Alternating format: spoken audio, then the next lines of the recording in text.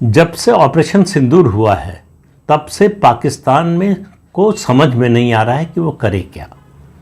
बात केवल पाकिस्तान की सरकार की नहीं है, उनकी फ़ौज की भी नहीं है और उनकी जो खुफिया एजेंसी है आईएसआई की भी नहीं है, आतंकवादी संगठनों की है जो उनका हथियार है।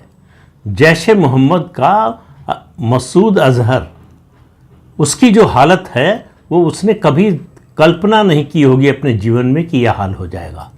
उसका बहावलपुर का जो हेडक्वार्टर था उसको पूरी तरह से नष्ट कर दिया भारतीय फौजों ने।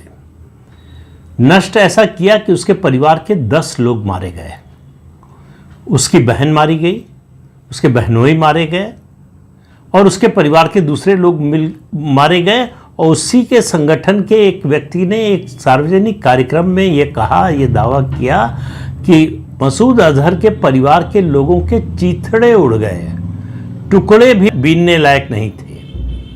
ये ऑपरेशन सिंदूर का नतीजा था। तो जो उनका बहावलपुर का हेडक्वार्टर माना जाता था जो जैश का, वो पूरी तरह से नष्ट हो गया। अब उसको फिर से बनाने की कोशिश हो रही है। 2.91 बिलियन पाकिस्तानी रुपए से पुनर्निर्माण हो रहा है। इसके अलावा पूरे पाकिस्तान में 13 और मरकज़ बनाए जा रहे हैं। तो इससे आप अंदाज़ा लगा लीजिए कि पाकिस्तान की नीयत क्या है, नीति क्या है। अब इन आतंकवादी संगठनों को लग रहा है कि इतना आसान नहीं है भारत से निपटना। भारत से लड़ने की तो बात ही छोड़ दीजिए। ये फ़र्क जो पहले थोड़ा सा दिखाई भी देता था पाकिस्तान की सरकार, सेना, आईएसआई और आतंकवादी संगठनों में, वो पूरी तरह से ख़त्म हो गया है। आतंकवादी संगठनों के जो लोग मारे गए उनके फ्यूनरल में जिस तरह से सेना के अधिकारी खड़े थे और जिस तरह का उनको बरियल दिया गया, उससे स्पष्ट हो गया कि ये सरकार का ही अंग था। भले ही वो सेना का हिस्सा नहीं था, लेकिन उनकी सेना का आप कह सकते हैं एक्सटेंशन है, जितना आतंकवादी नेटवर्क है। अब वहाँ एक नई सोच शुरू हुई है। जैश ए मोहम्मद की बात कर रहा हूँ आज खास तौर से। जैश ए मोहम्मद फिर से अपने हेडक्वार्टर को कहिए रिवाइव करने की कोशिश कर रहा है।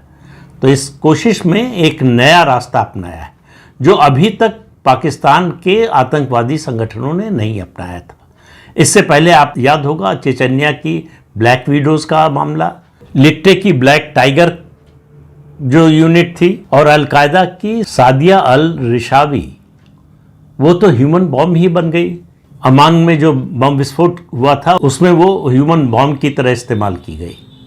तो दुनिया में महिलाओं को आतंकवादियों के रूप में इस्तेमाल करना कोई नया ट्रेंड नहीं है।